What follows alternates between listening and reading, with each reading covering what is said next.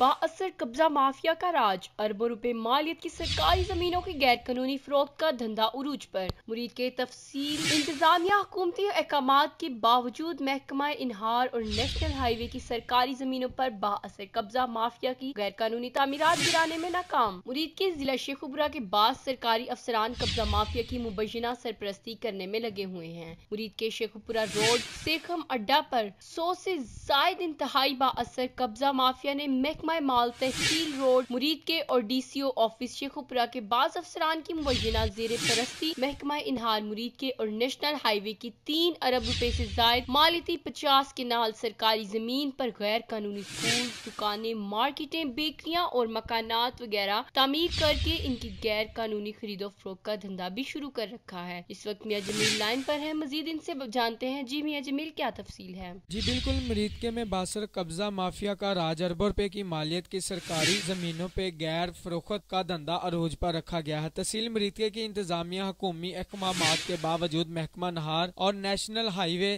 की सरकारी जमीनों पर बाअसर माफिया की तमीरात करने में नाकाम रही, जिनके खिलाफ महकमा नहार और मुरीद के कानून नाफक करने वाले गुदीर खलीफा अदारों की मुफलस रिपोर्ट्स पर वजीर आला ऑफ पाकिस्तान ने असिस्टेंट कमिश्नर तहसील मुरीद के और डीसी ऑफिस शेखपुरा को ऑपरेशन क्लीन अप का हुक्म भी दिया गया, मगर मजकूरा इंतजामिया के बाद सरकारी अफसरों ने मालिकों के साथ मुकमका के ऑपरेशन करने ही नहीं दिया।